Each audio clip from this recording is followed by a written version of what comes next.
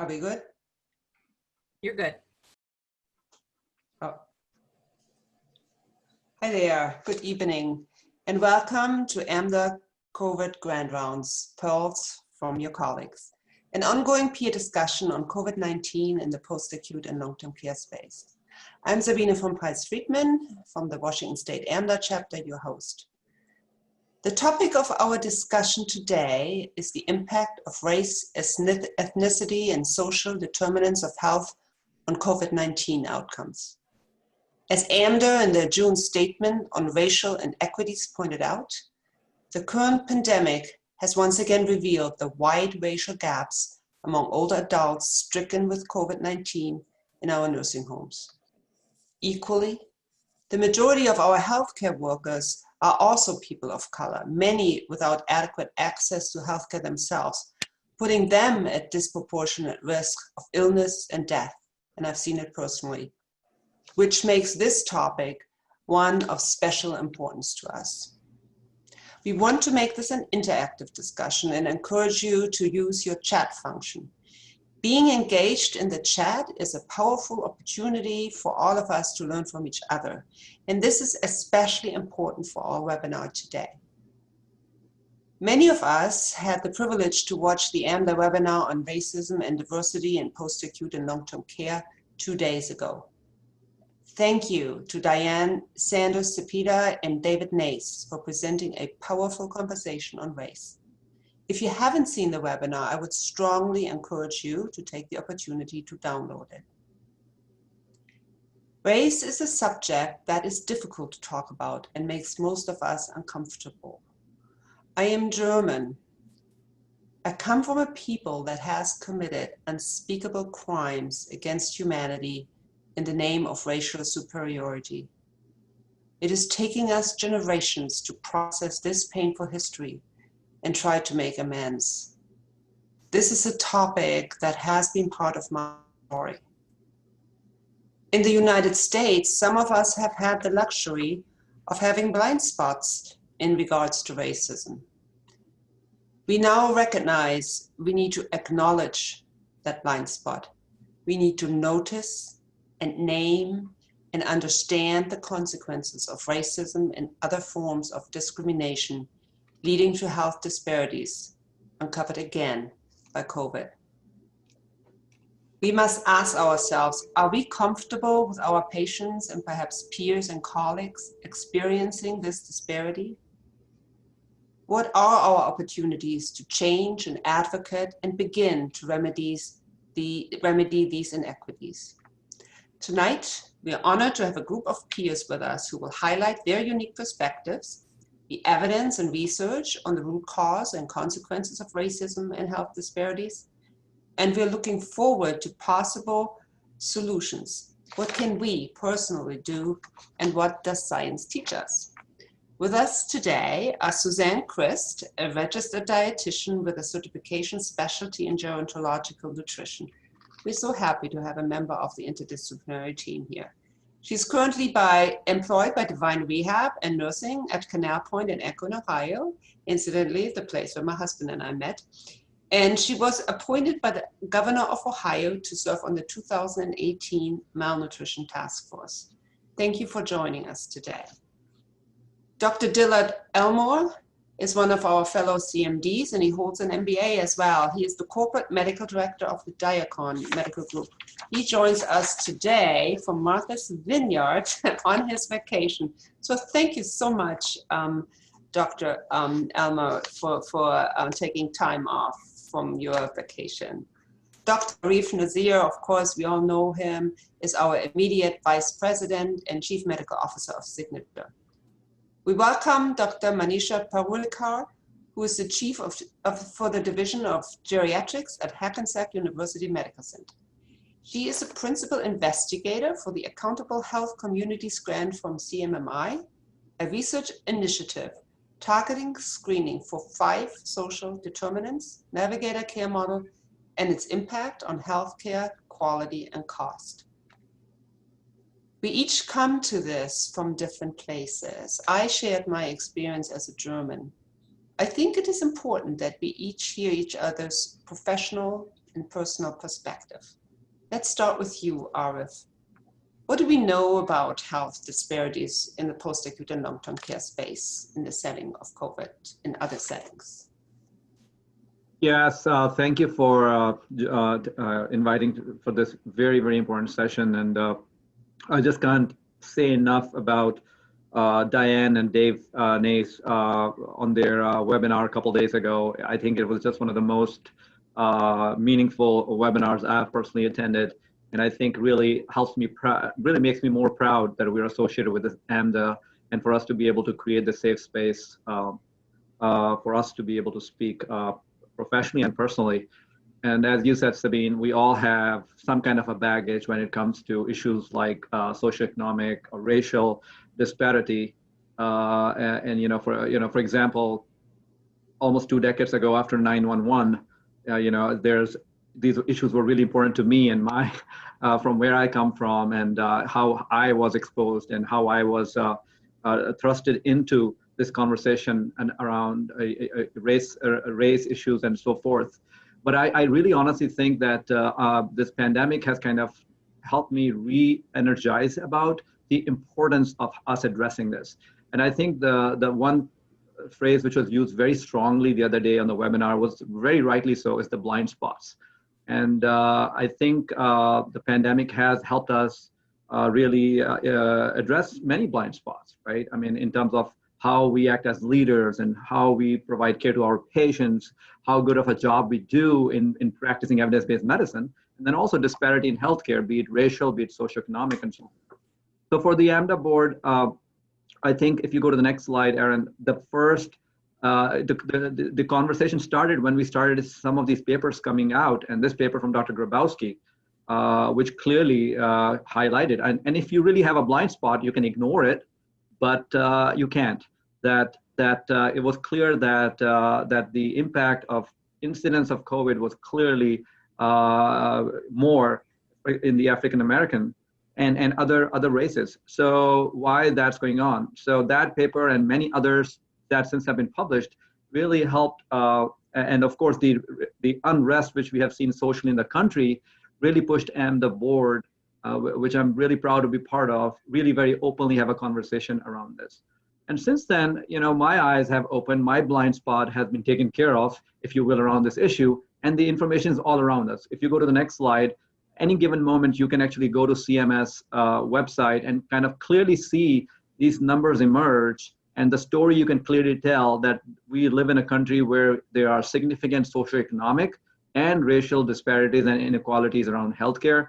As you can see that among this data for COVID incidence for 100,000, per 100,000, you can see how the number changes between different races. And also between Medicare patients and patients who are dual eligible, which basically a surrogate for their socioeconomic status. So, and these numbers are not new. I mean, these numbers can be seen for decades, but I think it's just we have not paid as much due attention to these issues. And as I said, as I've been exploring this issue more, I'm really, really concerned now because if you go to the next slide, this study just came out today based on that what is going on in regards to our vaccination rates. And this is very concerning to me, and it should be concerning to all of us because we know that we are at the verge of a potential crisis when pandemic meets flu, right? I mean, we all are concerned about this. And if you look at this numbers from the last 2 years, it's clearly you can see that we have a clear racial divide on regards to people who get vaccinated. And there's hundreds of reasons why that is, right? I mean, it's because of mistrust in the healthcare system, education, understanding, awareness, resources, transportation, and you name it. There's many, many reasons for it, but we have to, as policy, start address these issues. And again, yes, please. Let me stop you here. I'd like to ask Dillard, what do you think about this? But maybe, I don't want to put you on the spot, but I want to, possibly you haven't seen this study, but this really concerns me. I have heard about, we know the anti-vaxxers, that's a whole different story. But this concerns me, the lack of immunization in certain minorities.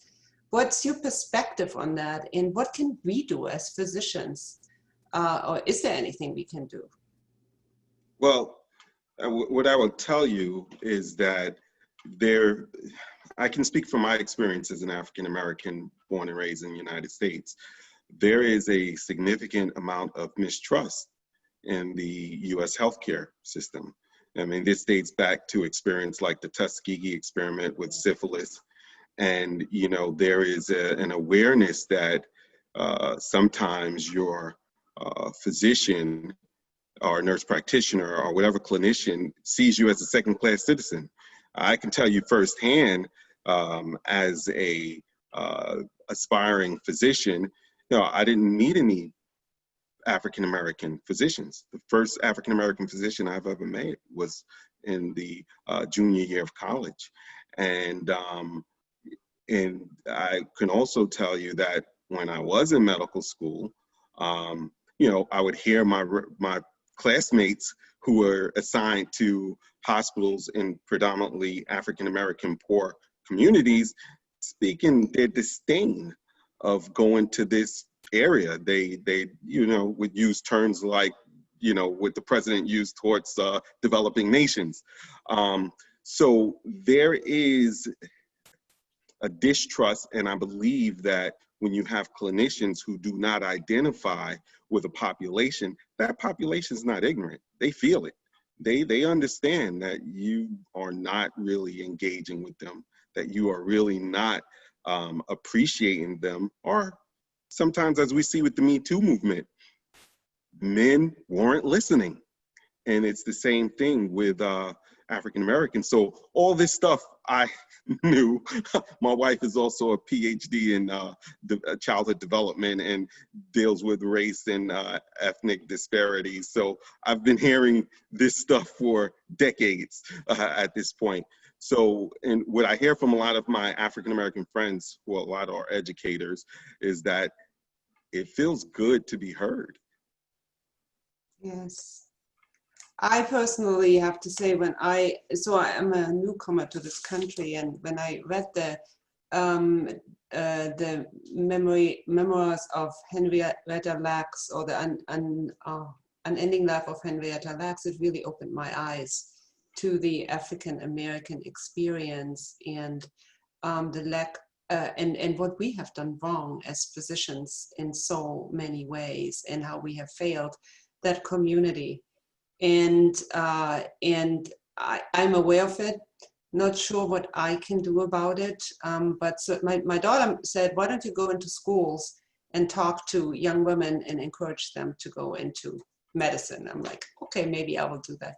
But I think we are all more and more aware of how we as physicians have failed and the medical establishment has failed, and that we have to do better and rebuild trust. Suzanne, you were also going to say something.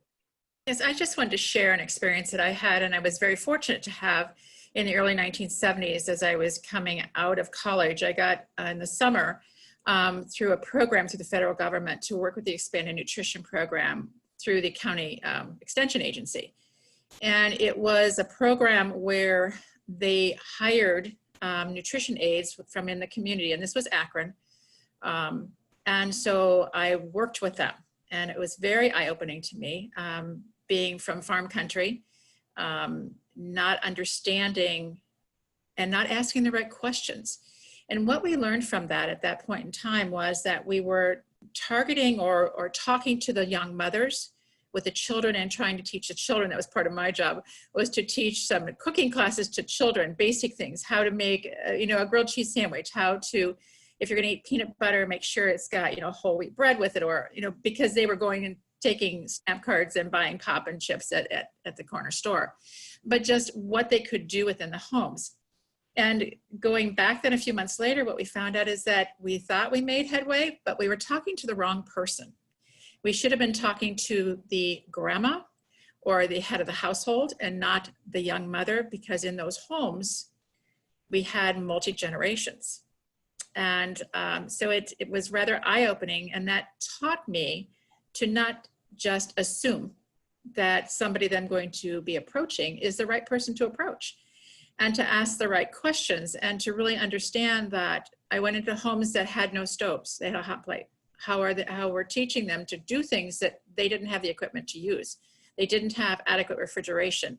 They didn't understand food safety. They didn't know, and we made assumptions that everybody knew this. And so I learned a valuable lesson very young in my profession that I then carried forward to my interns and classes that I taught, not to ever assume anything, that you need to ask the appropriate questions.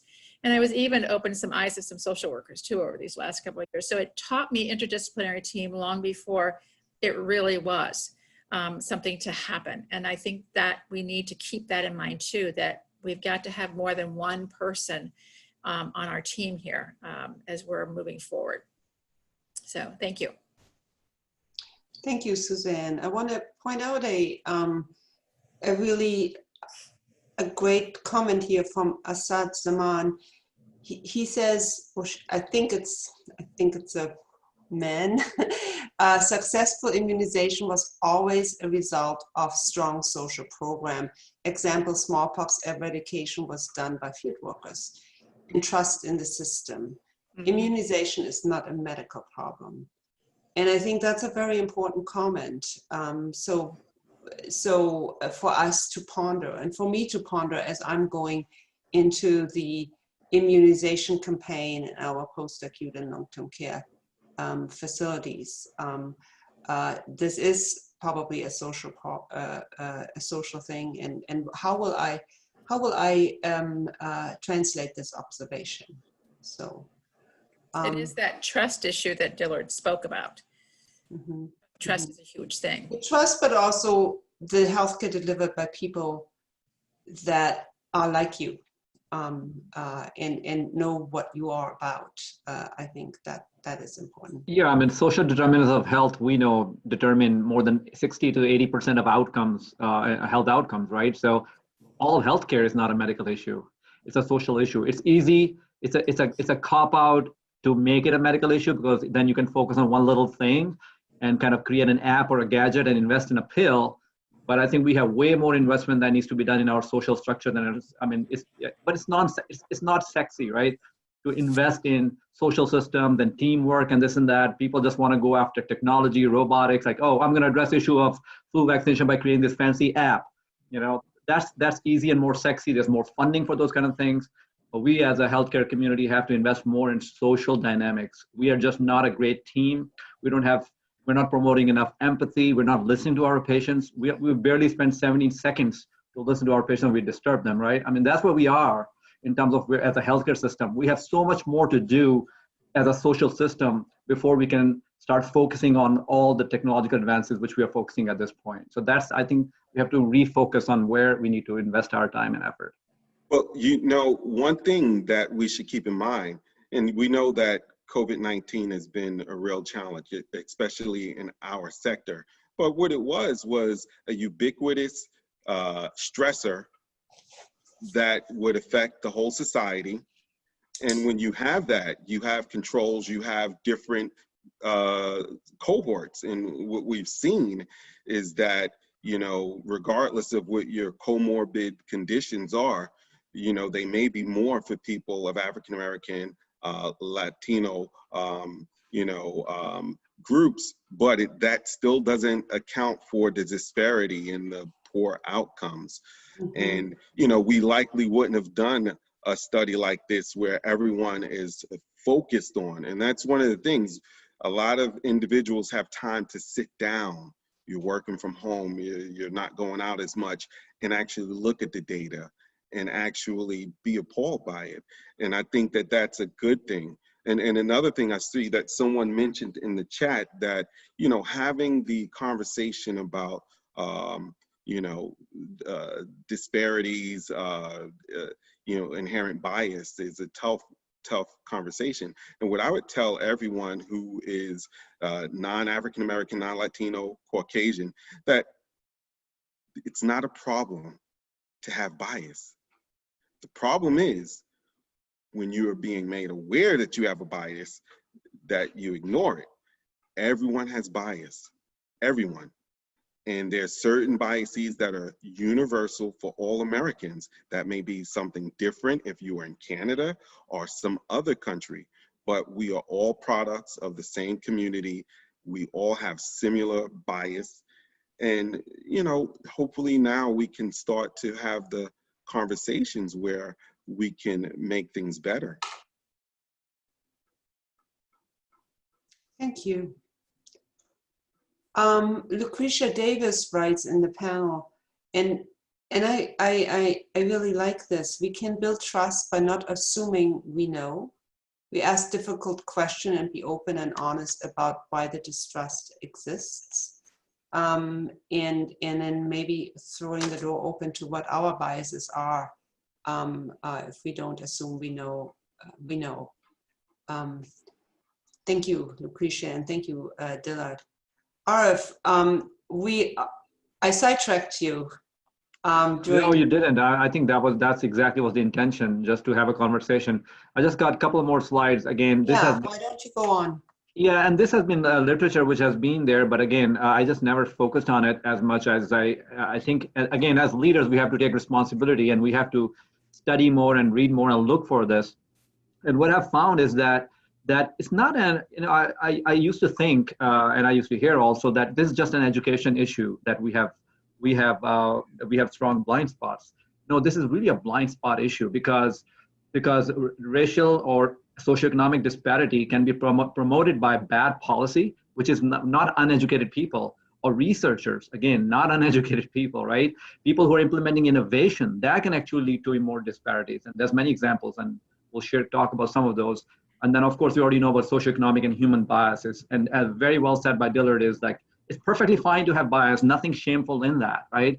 This is how we are raised in our household and so forth. The problem occurs when we refuse to change our biases, right? So if you go to the next slide, I just want to share some other perspectives, which again, something new learning from me is that it is, again, very concerning to me that this article published in JAMA the last few days, is that the remdesivir trials, which we are being used to treat people in the pandemic, and by the way, the people of different ethnic groups, actually, other than non-Hispanic whites, are the ones who are really getting harmed with this pandemic.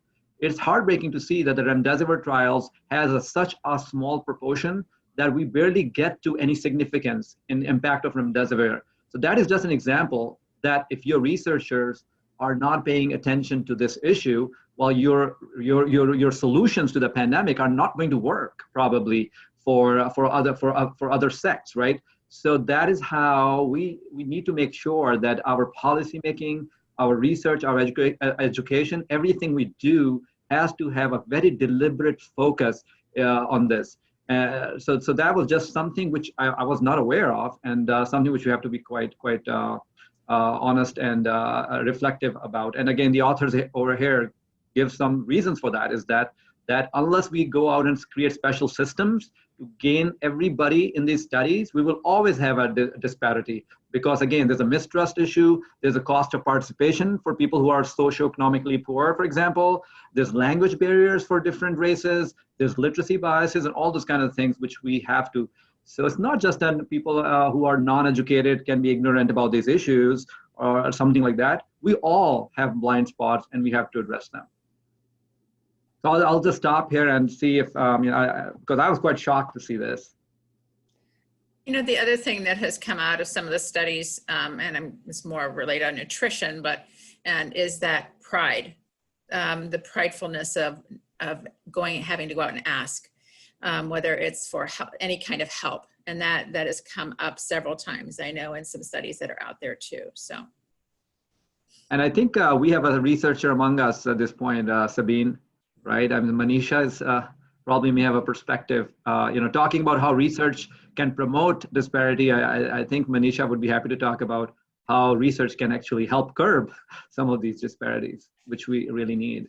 Manisha, I'd love your perspective on social determinants of health and what you have found, how health is affected by racism and other forms of discrimination.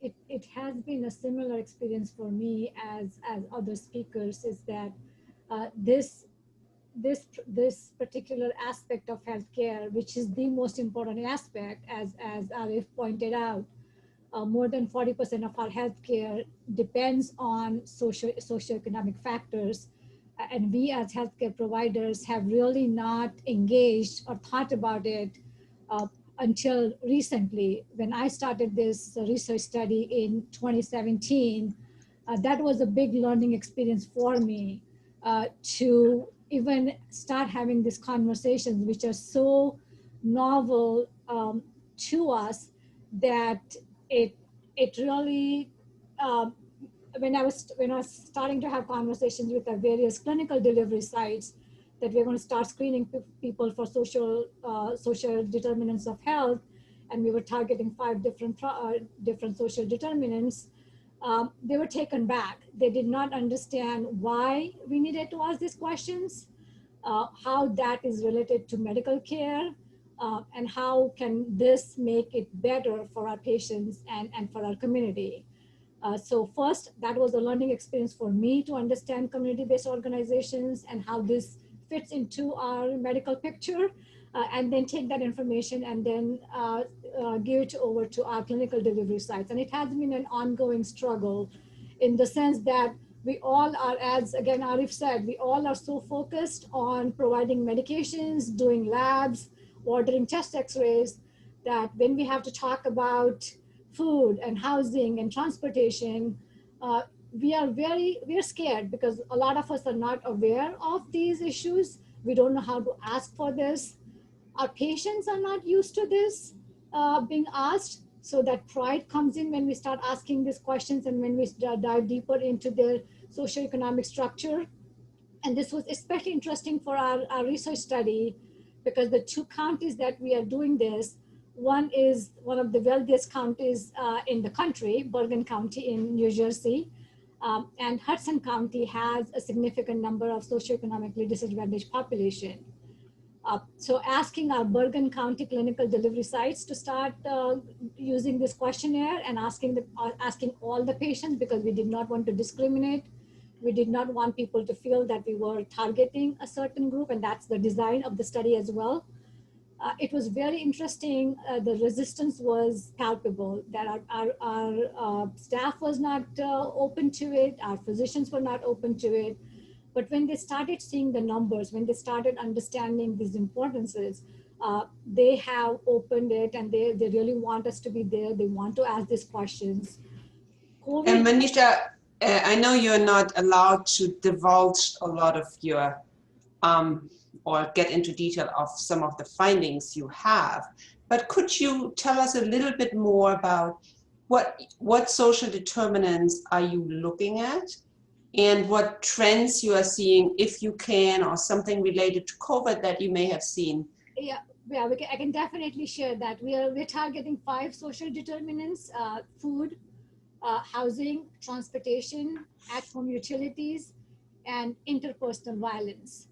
So all of these are surrogate markers for the socioeconomic status and healthcare disparities. So these are the 5 that we're targeting.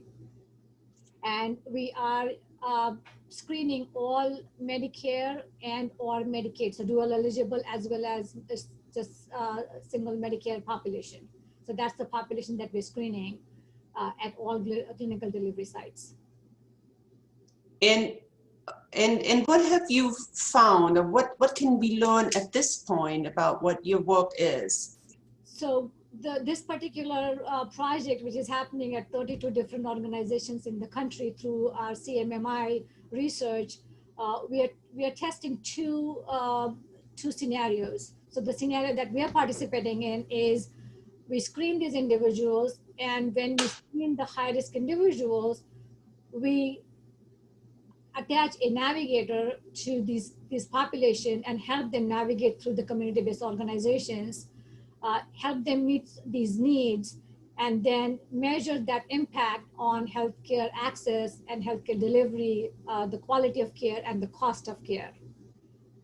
The second model that we're testing, which is in addition to the navigation, that particular organization forms very significant bonds with the community-based organization and spends a lot of spends dollar amounts from this grant in strengthening the community-based organizations to help meet these social needs, and studying that model. So studying 2 different models. One is just with the navigator. The second combination of navigation plus strengthening the community-based organizations and seeing what impact it has on our quality of care and our cost of care for our Medicare and Medicaid population.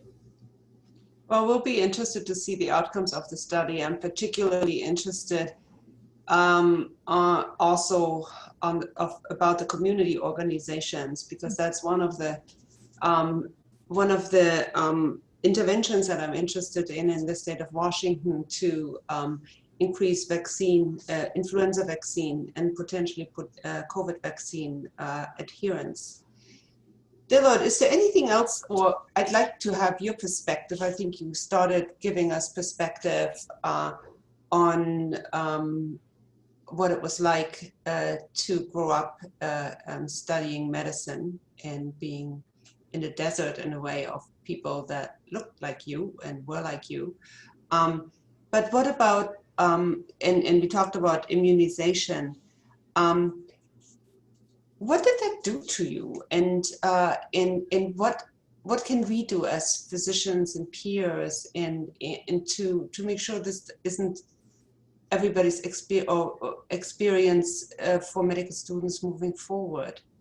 Well, I think the key thing is, I was telling my wife earlier that I had a conversation when I was in general practice with one of the patients. I get ready to call them residents, but it was actually a patient. You know, he was a Latino who lived in a neighborhood similar to the one I grew up in. And we would talk, and we would talk freely. And he would say, Dr. Elmore, man, I'd never talk to a doctor the way I talk to you, right? And, you know, he says, and my blood pressure's under good control, my diabetes is under good control, and we just talk regular. And I said to him, if I were a white doctor who lived in a very suburban area, and you were white as well, and we golfed together at the same clubs, we would have a more casual conversation. This is the conversation you have with someone who understands you, knows where you come from, and has a certain level of, we have a relationship together. We understand one another. I think one of the key things that we have to do in the United States is increase the number of people who are underrepresented, and I mean racially underrepresented, in healthcare. We've done that with women, right? Right now, you have a majority of women in the are in medical school. I think it's around 51%. Someone could correct me if I'm wrong, but we have not done that when it comes to African American, Latino, Latinx. We really need to do that because you are going to have a difficult time delivering a message to someone who you don't have any real experience with, that you do not know their environment, and it's going to be hard enough for someone from that environment, meaning an African American, and you're just adding an extra layer. There's also studies that show that if an African American student has had one Black teacher in their whole academic career, they are much more likely to succeed. There's something about modeling. There's something about seeing someone who looks like you, who speaks like you, that has achieved what you want. So there are no easy answers. The answer is we need to be more inclusive. We need to be explicit about racial inclusivity. And we need to look at every level where you have representative and the people who are actually seeing the residents, seeing the patients, and the people who are making the decisions. There needs to be diversity. And from a business point of view, it's also been shown that when you have organizations with diversity, that means racial, gender, orientation. When you have that diversity, you do better. Why? Because America's made up of that diversity. And if you don't have that diversity, you can never speak to the individuals you're trying to speak to. So it seems pretty simple when you look at it that way. We need diversity on every level to better represent our beautiful nation. Wow. Thank you. Well, I can tell you, yeah. No, I was just saying that's beautifully said and sounds so simple. Like, honestly, I mean, it sounds so rational and so simple the way you explain it, Dillard. So there's no reason why we can't get there, right?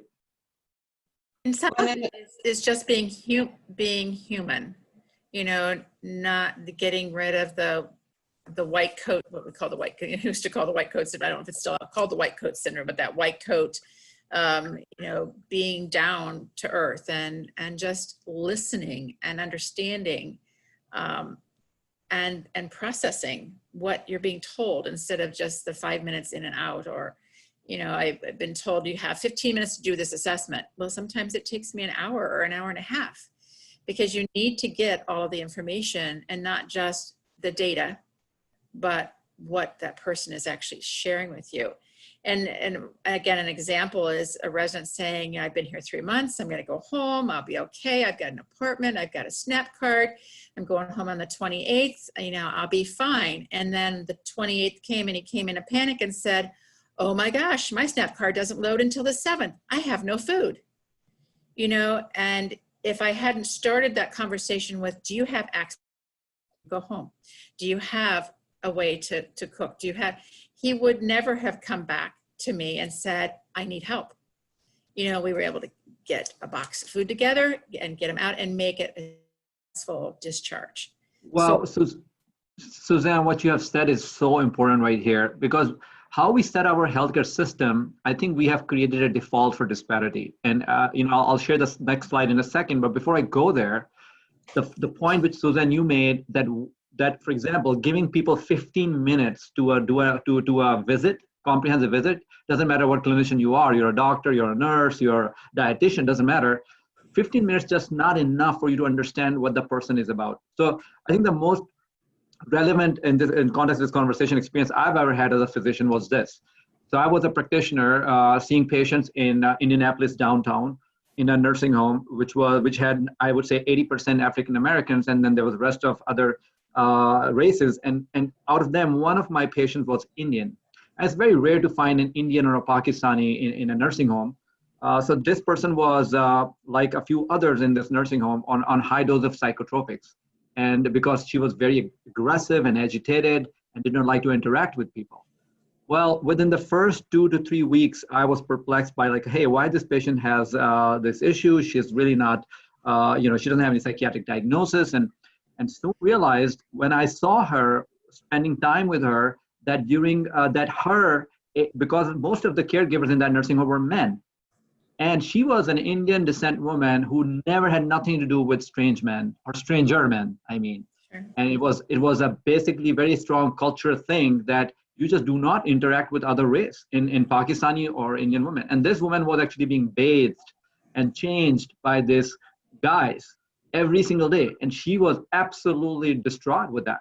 And we changed that, and patients' agitation got better, and you know, all of those things. So I'm sure many here have seen that our healthcare system that gives us 10, 15 minutes to see a patient is not able to give us the ability to really understand our patient and do the right thing for them. So that is why I'm so excited about the value-based models where I have, or the geriatric model or gerontological models where people are given more interdisciplinary resources to interact.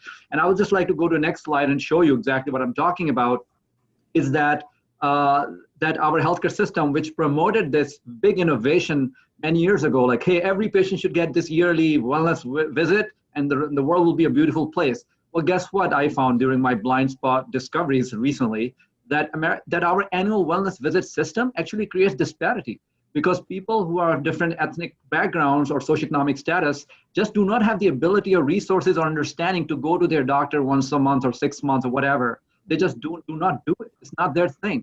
So by creating that, we actually created a big disparity right there. And this is an amazing article which which is just published last week. I would highly recommend people to read it. And it will make sense what Manisha is trying to do, because this article exactly suggests that we really have to create preventative ways in this country by sending things to people's houses, not expecting them to show up somewhere on a timely fashion with some schedule, because it does not work for people who do not have a certain level of socioeconomic stature and so forth. So by setting up systems which are not well thought of in our policy, we actually are creating disparities. And there's just many, many examples of that. Well, thank you. I think that's a really extremely good point, and I think we see it in geriatrics all the time too, that people are just not being reached. I want to go back to this example that you talked about with your patient that was Pakistani and was highly agitated.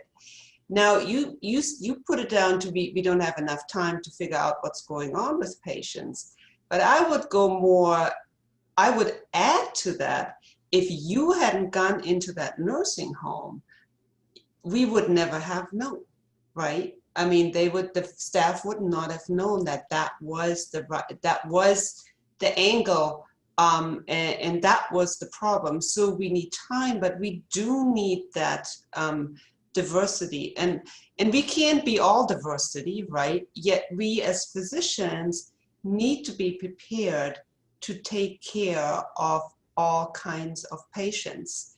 And so then the question is, and I have to tell you, you mentioned women. You know, I am an older woman, and when I went into medicine, I did not have role models either. You know, I fortunately had role models in my school. These were highly educated nuns, but I did not have role models in medicine either. For a long time, and that was a real problem. And I still know the relief now that I can go and see a woman physician whenever I want to. It is not a rarity, and that's what everyone should be able to experience, really. Having said that, you know, I obviously I am a woman physician, so I obviously am who I am. What is it beyond awareness that you would suggest, Dillard or Manisha, or any of you participant really? What is it that how would we approach somebody who is so clearly not like us, who is maybe from Pakistan, or, you know, who a very different ethnic group or gender? What is the best approach?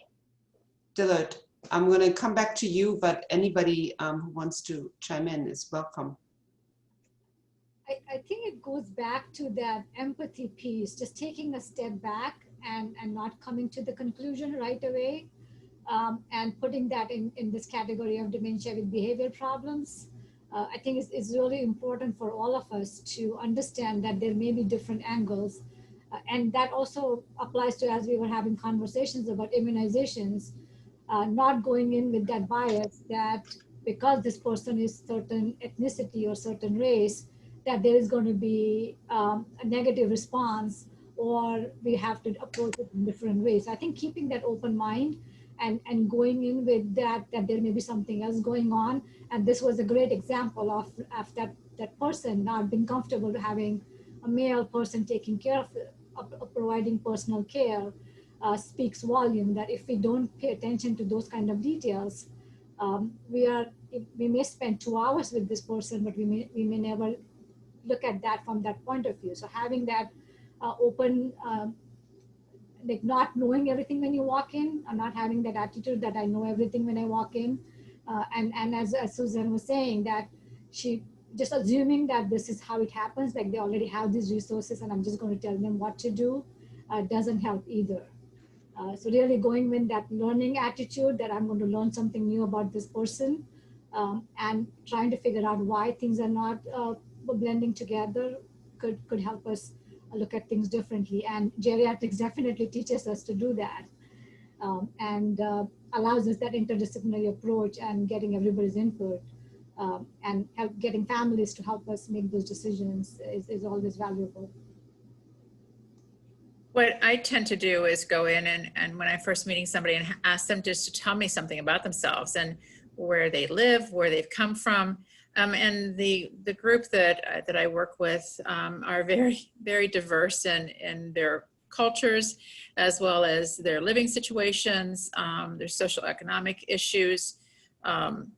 you know, they've been in and out of prison. And so I'm very careful once I learn a little bit about them and I don't ever talk down to anybody. I try to meet them at their education level if they are highly educated, but if they're not, I'm not going to, you know, I sit down, I don't stand over, you know, it's that whole body kind of language. Sometimes I'll just do a little bit with them and then I'll leave and then say, come see me, you know, my office is down the hall, and see if they approach me. So we can, again, go, because what I'm looking at are these comorbid issues, and especially with COVID-19, what's happened to them as far as their chewing and swallowing and their appetite and their sense of smell and their sense of taste and their food preferences, and the food doesn't taste the same way anymore. And what are we going to do? And we've got weight loss, we've got all these issues, you know, so you really need to meet them on their terms and talk not at them, but with them, and have them say, you know, and then come up with a plan. And every plan is individual. There is no cookie cutter. I don't think I know in any of our worlds, but you have to know where they're coming from and meet them in the middle, so to speak. So that's just kind of what I do. Yeah, I agree with echoing what Susan said. You know, we have to meet people where they are. You know, we have chosen to be participants in a service industry. You know, sometimes I think clinicians of all types, we forget that we have chosen to be service providers. Just like the person at McDonald's, just like the person at KFC, we have chosen to be of service to the people and the communities we serve. We're not better and we're not worse. We are serving. And so meeting individuals where they are, trying to get rid of your bias. I'm African American. That does not mean that I'm going to be able to relate to every African American patient. It's just true. Some people are going to see me and off the bat, I don't want him anymore because I want to be my doctor. And then there's going to be some that I relate to. But when you take your time and you try to unpack, you know, what the person wants, where they are at, and meet them there, go gradual and build a relationship. That is the key. You know, I used to tell my colleagues when I worked at primary care, listen, I can't take every Black male that you have. You're gonna have to see them yourself, you know, unless they explicitly want me. I mean, I know he's 8 feet tall, but he's 8 feet tall to me too. So we both got to get over, you know, certain fears or biases, and you know, and move on. And so yes. Talking about meeting people in the middle and understanding who people are. You know, my mom, you know, she was Pakistan. She was visiting us, I think it was 15 years ago, got a bad case of urosepsis, got hospitalized, and she was in a lot of pain, some confusion, got better. Guess what was her biggest problem in the hospital? She had to wear this skimpy gown. I mean, she hated it. She's like, she felt so unmodest in that gown, right? And because which was open in the back and all that. And that made me as a clinician talk to my patients about that gown every single time, not every single time, but quite often, particularly with women from different cultures, like, hey, are you comfortable wearing this gown? Believe me, half of them did not want to wear that gown because it was not modest for them. So, but everybody does wear it because we just think that there's no other way, because we just create the system such a way that people are afraid to even ask the question. Well, let's be open. Let's make sure that people feel that it's safe, and then give them the opportunity to say their mind so that we can really cater the system to their need, not to our healthcare system need. I mean, what is the evidence based on wearing the skimpy gown anyways? Why do we have to see every patient's butt in their visit, right? I mean, what is the value of that? So let's question everything. That's right. We don't have those gowns in Germany. I'm just saying. We need that in Pakistan. Believe me that we're not. There will be a mutiny if we had one. So we just have to be like, we really have to question the value of all the things the system teaches us to do in a cookie cutter approach. So I really like that comment on being cookie cutter. I think that creates a lot of problem because we become too cookie cutter in our approach. Well, thank you. Empathy. And I got to tell you, as an intern, I used to order labs on all of my patients at 6 o'clock in the morning. Horrible, but I could round quicker. My wife, during our first child, which was a cesarean section, had a doctor who ordered labs at 6 o'clock in the morning every day. And it drove me crazy. And then it hit me, oh, wow, you're just like that doctor. You have to stop doing this. There is no need. It's empathy. And if we haven't been in someone's shoes, it's really hard to judge why they're reacting to us in a way that we didn't expect. And it opens that trust that we are lacking so much, which creates so many barriers when you're trying to talk about a treatment option. When you don't have that trust, when you start with these conversations, where you're from, how your thinking process is, it develops that trust, that relationship, which goes a long way. My residents, my students always wonder why my patients listen to me. It's because I know who they are. I know what their preferences are. We talk as a combined team. We don't make one-sided decisions. But it all starts with having these general conversations and developing some sort of a trust before you start having these more complicated conversations. And as Suzanne said, sitting down and not talking down upon them and not using our medical jargon also helps us a long way to really simplify it and listen to what they have to say to us. COVID definitely has taught us that when we are calling our patients during this pandemic, the responses have been overwhelming, that they're really appreciative that we're actually caring about them. We're trying our best to reach them because although, especially in New Jersey, we were hit so hard that we were not really able to access them during their regular visits, but we were going above and beyond. And they're so thankful and they're so much more open to taking this questionnaire and asking for the help that they really need. Yeah, I mean, this COVID issue is very important, Manisha. Thanks for bringing it up, because the thing is that we are doing a lot of things in haste right now. And I'm just concerned that a lot of things are being pushed under the carpet because of the COVID label, right? I mean, we have isolated people because of COVID. You know, we are giving them things which are not FDA approved because of COVID, which is fine. But let's make sure that this just does not continue on with a very, very good reflection on what we're doing, and making sure that the issue of socioeconomic and racial disparity is addressed, because innovation which is not carefully done can quickly magnify this racial disparity. So if you go to the next slide, I mean, I just want to highlight this issue because it's been on my mind, and I don't think there's a lot of research on it, but look at this paper just published a couple days ago, that our seniors may not be ready for telehealth. And for the fact that we have seen, I don't know, like 600 times growth in telehealth concerns me, that how is it going to affect the care of our older patients? Is it going to lead to ageism? So this is an article worth reading about. My other concern around telehealth, for example, would be the fact that a physician gets to see the patient in the safety of their house when their lowly paid CNAs have to still be exposed to the danger of pandemic.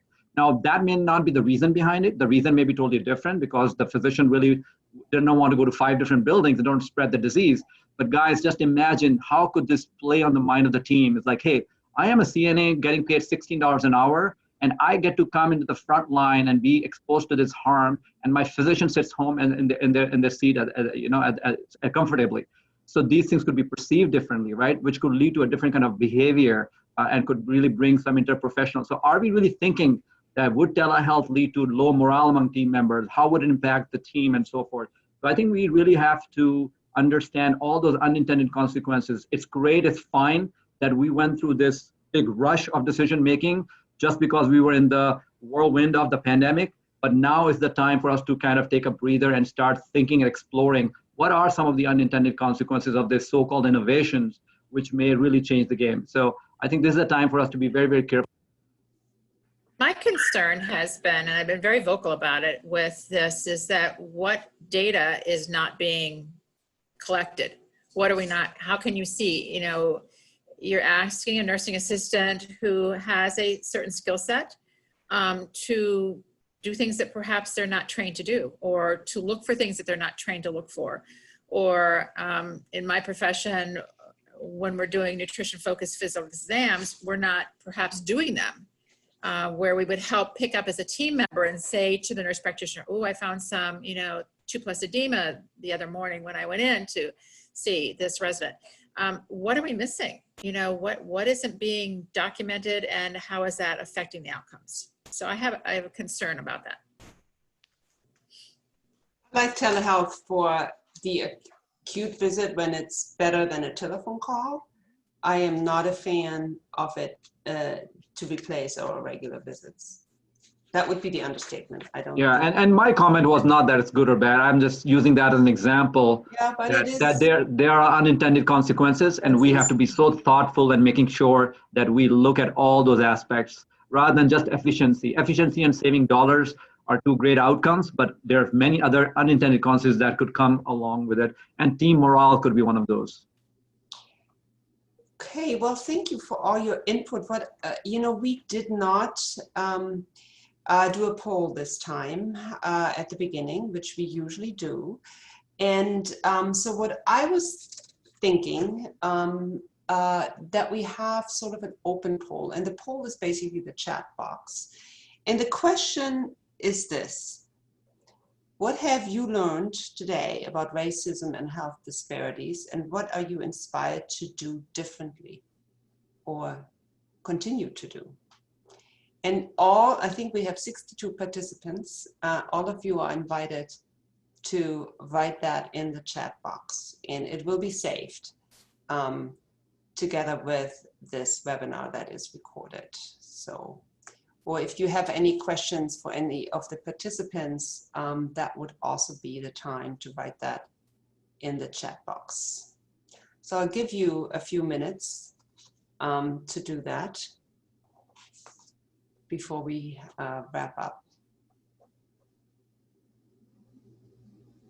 And I know when I do this in my medical director calls, as CMO, there usually is a couple minutes of stunned silence. And then people get to it. It's not a must. Yeah, and this last slide, Sabine, I mean, this is just, I mean, I think this was very clearly, very eloquently mentioned a couple days ago in the webinar, that this issue is a leadership issue.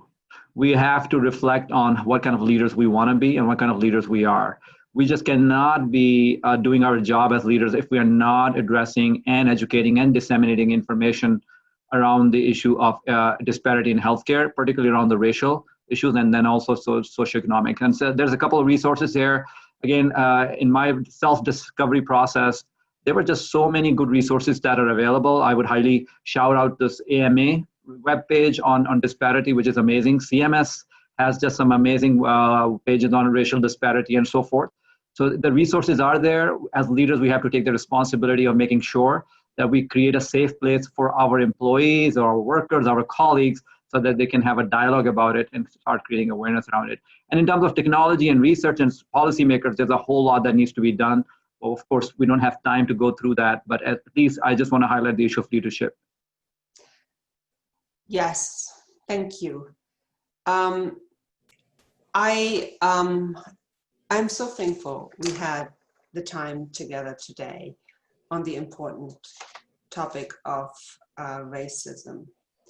We started out with the loaded topic of immunization and the lack of trust that may lead to immunization outcomes that we do not like. Dillard pointed out it's okay to have biases, but it is not okay to ignore them when you are aware of them.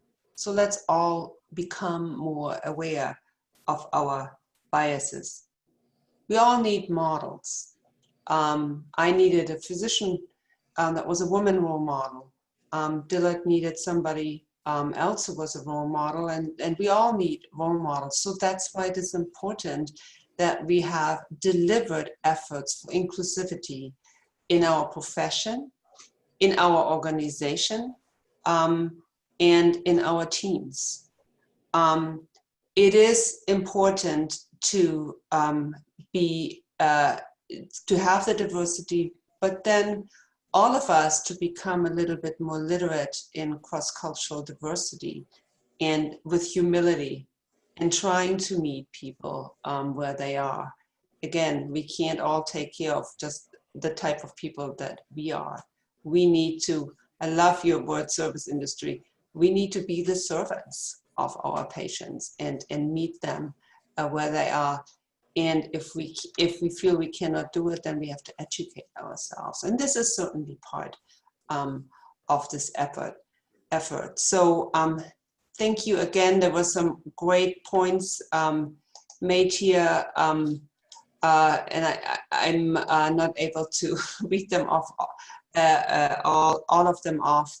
But we will have the slides that Arif, thank you for putting those together and giving us these resources. Arif will have those on the AMDA website together with the recording of this webinar. And again, thank you so much. Thank you, Suzanne, for being talking to us as not a physician, but a so important member of the team. Thank you, Dillard, for coming to us from your vacation. And I hope you have a nice evening and enjoy the rest of your vacation. Manisha and Arif, we will see you around, and we will have our next AMDA Pulse in 2 weeks, and we all see you then. Be well. Thank you. Thank you so much. Thank you. Thank you very much. Bye. Bye.